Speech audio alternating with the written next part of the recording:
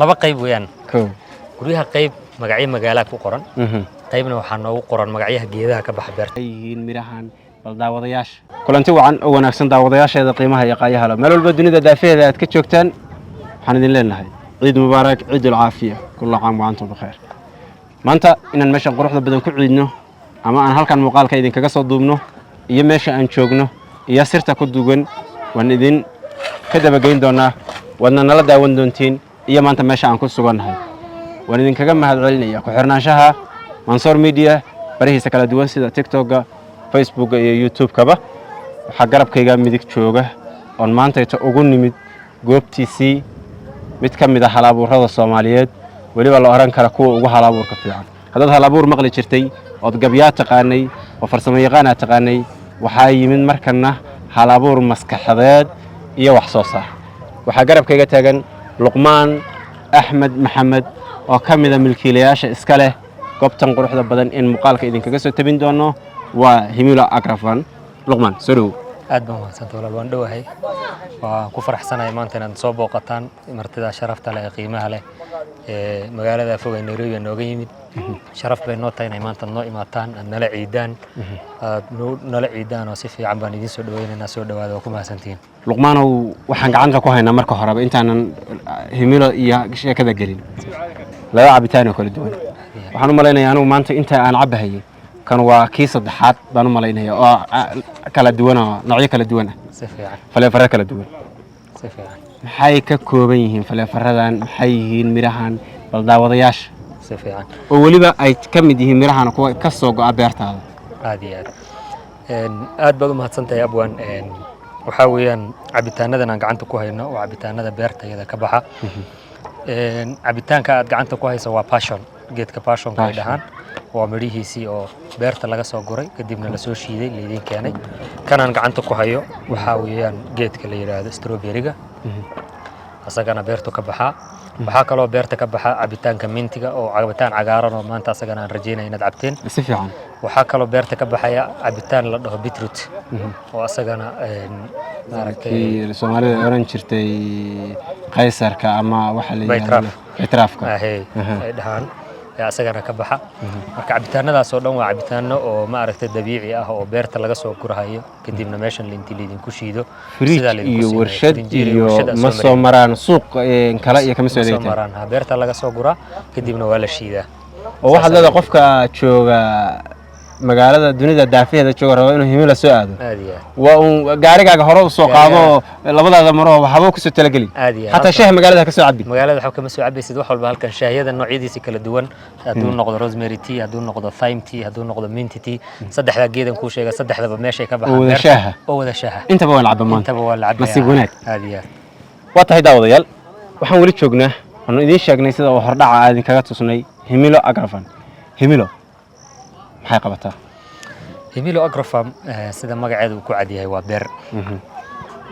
طبعا Soomaali hadaan nahayna beeraley waan ahaan jirnay inkastoo anigu aanan asal ahaan beeraley ahay waragani geelo beer u dalacay libaax raga waxa la yiri libaax inaan garanayn ba la xirtay hay garasho la'aan ba horta beerta noo geysay waxaan dhaqan iyo isri aan u lahayn ma ahayn marka hore ma jirin Himilo Agrafan waa beer beer ganacsi ahaan aan u galay weeyaan waxa ku beeran sida marka hore annaka waxa nalagu bartay oo aan khaas ku ahayn habska waxaan ay dhahan geedahan maaragtay mudaawaadka oo sidii thyme-ka mintiga iyo la dhoofiyo waliba dhoofiyo daafadeeda la geeyo habs baa luqadda Ingiriiska lagu yiraahdaa marka geedahaas aan ugu badnaa waan dhoofinaa Europe iyo meelahaas aan dhoofinaa warada muuqaal baa u socdaa Europe iyo meelahaas aan dhoofinaa marka ganacsi nooc ma saas ahayd beertu saas ay marka hore meesha dhamaanteed beer bay ahayd kadib waxaan aragnay iyadana baahida qudaarta loo qabo sidii basasha yaanyada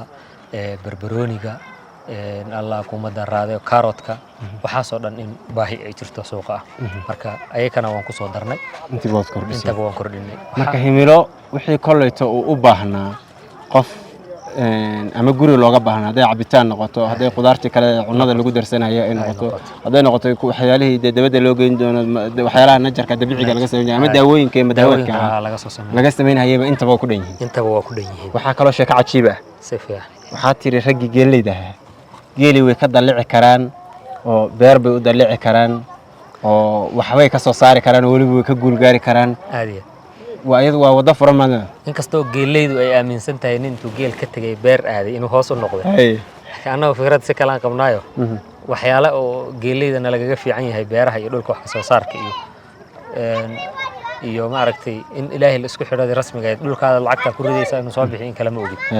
marka waxaan isleeyahay geeleydu beeraleyna way noqon kartaa welina geeley way ahaan kartaa labada waa isku wadi karaa waxna waa laga soo saari karaa muhiimadu marka wax soo saar in la yeesho wax soo saar in la yeesho dabcan waxaad ka timid dadka qurbaha ka yimid wadanka dib ugu soo noqday dabcan markaan wadan leenahay Soomaaliya ma laakiin Kenya kale waxa ka mid tahay dhulkii hooyo kale meesha Soomaalidu aad ugu badan tahay sidaan filayeen waa meesha labaad ee dhulka hooyo marka laga yimaado ay saameynta weyn ku leedahay haday noqoto ganacsi deegaan siyaasad ahaanba sax adinku imaatinkiina aad la timaadeen ma fikradan inaad himilo akrafan iyo hindisahan waxa idinku dhalatay Nairobi iyo environment-gan iyo deegaanadan markaad aragteen mise waxaad leedahay waa aragti meelaha kale aad iyo way aragnimo kala timaadeen oo tiraadeen warniyo halkaan u baahan horta niyo huwan maanta waan ka yaabin horta qurba joogmi qaran joog baana inkastoo joog bata qorrax joog baana hay dadkan qurbaha ama qolqol joog waxa dadkan qurbaha ka yimaadeen inkastoo nin aan partner-nahay oo saaxiibanahay oo qurba joog uu jiro waxaan la dhaho laakiin fikradan waa fikrad oo maaragtay halkan ku dhalatay qaralaas iyo ninkaas walaalkay hanad aad oo isagana fikradan qaybta ugu muhiimsan ee lixaadka ah in kulaha waa fikrad halkan lagu curiyay baahida jirtay iyo beer bal horta in la tabcan karo iyo in la tijaabin karo fikradeeda ninkaas lahaa qaybtan kale ee hadda aan joogno ee maanta cabitaanka iyo quruxda iyo cagaarkaas iyo fikrad ayadana ku bilaabatay ee dadkii beerta iimaan hayay ba markay beerta kugu yimaadaan cunto u sii qaaday noqonaysa meel kala geyso cunto soo celiso hadana marka sii soo soco kharashkeedii dhibkeedii rafaadkeedii beerta laga tagay laba muddo oo meesha laga soo galayaa loo dhisay dadka si markay intay imaadaan cunto yar loogu sameeyo halka deegaan halka ku cunteen beertii kadib shaqadii wixii fikrad sidaa ku bilaabatay dadkii inay u soo bambaxaan oo banaanka yimaadaan bilaabeen kadibna noqotay dhimanka intuu soo kordhay in beertii lagu daro oo la weyneeyo si dadkii ay u helaan meel ay ku nafisaan wixii ay rabeen ay si wacan daawadayaal meeshan cajiibka ay leedahay waxa kamid ah beer wax soo saarta oo cabitaanka kamid maahan sida idin muuqata guryahaas aad u jeedinayna wada mudulada ah ee quruxda badan ee hoosteeda ay casriyeysan tahay sida muuqaalka idin kaga muuqata ama aad ku arkaysiin waxay kamid tahay goobaha ta loo soo nasiinada tago haddaad magaalada ku buuqday oo isla hadashay oo qarashaad badan kugu go'ayahay oo u baahan tahay meel aad fariisid ku dajisid iyo haddaad u baahan tahayba meel aad ku nasatid oo waqti kula qaadato adiga iyo familkaaga asxaabtaada ku sheekaysatiin guryahaas sheekada cajiibka waxa kamid ah guryahani magacyo ku kala qoran mid walba magac baa ku qoran maxay ka dhigan laba qayb weeyaan guryaha qayb magacyo magaala ku qoran qaybna waxaa noogu qoran magacyaha geedaha ka baxa beerta sababta aan ugu qornayn waxa weeye wixii inuu kala sumadeysan yahay oo shaqaalihii markaad u dirayso inaad dhihi karto meel hebel meesha magaca tag dadalka bacdama aad u tilmaami lahayd diileed ma tan ka dambaysa tag inaad magaceeda ugu yeerto oo dhacdo mesela meelaha qaarkood rosemary baan dhaanaa meel minti baan dhaanaa meel thyme xagga mangan ku arkayo strawberry aan arkayo magaalooyinka waxa kamid ah waa chair baan arkayo mandheer magaalada ee wadanka Soomaalidu ay degto baan magacyahoodii ku koobnay maadaama oo Soomaaliya hadii la yiraahdo magacyadeeda lagu qoraan laga gaari karin goboladuna ay aad u badan yihiin oo ninka la yiraahdo Luqmaan waan ka dhaxgalay casriga tiknoolajiyada la sheegi jiray oo kobcay adinku shaqadii iyo service-kiina waad kordhiseen bal leedahay shaqaalihii ma soo habsaamayo toos buu aadaya meeshii shaqaalaha waxa la dhigay Nairobi tag ama Garis tag ama Wajeer tag ama Thyme tag bal dhigay soo si socda aniga Garis tag hadda oran lahay kolba tigid baan daydayn lahay inaan ka sani karo adiga ka soo qabtaan isku day lahaa laakiin meeshii bay noogu dhaxyaalay meeshii bay marka noogu sidoo kale waxaad ii sheegtay space-kan banaan ee halkan inaga xiga aad iyo aad inaad ka soo saari doontid wax la yiraahdo meel caruuruhu dadka imaan doona ilmahoodu ku caweeyaan ku ciyaari karaan nasiina ka heli karaan maadaama dadkii waaweyn aan nasiina u samaysay meeshan hadda koow maxay ka turjumaysaa meeshan laba qayb waaye meeshan dhismaheedu hadda uu gabagabada yahay waxa weeyaan meel fire point ay dhahaan oo habeenkii dabka lagu shito lagu kulaaxo dhaxan baa marka soo dhacda habeenkii inta badan marka dadku markay habeenkii dhaxanta dhacdin halkan intii loo goglo loo habeeyo dab loo shido si ay u kulaaxaan dabkaas qofku marka waxaa tiri himila soo gala simi soo galo ilaa hadduuba maalin ku loogu ekayn mahaye habeenkiina ilaa habeenkiina in loogu daro war maxaa tiri waa cajiib qaybta kale dhinacaan jirtana hadda waxaan u diyaarinaynaa meeshii carruurtu ay ku ciyaari lahayd caruurta carruurta baalihi ay ku ciyaarayaan dhammaan si waalidkiina halkaa ugu nasto carruurtiina halkaa meel amni ah oo aynan ka cabsanayn inay ka fakadaan ay ugu ciyaaraan himilo marka waa isku dhanta wax walba iskugu dhamaystirno cuntadii iyo ciyaartii iyo nasashadii iyo wixii oo dhan u ma ala TV-gi iyo gulal waxa u diyaarseen hoolal diyaarinay hool aad u weyn TV weyn baa ugu xiran waxaan ugu talagalay ciyaaraha dhalinyaro badan baa jirtay Premier League Champions League habeenkii oo ka daawanay ay halka ka daawadaan iyo dabcan shirarkana waan ku qabanaa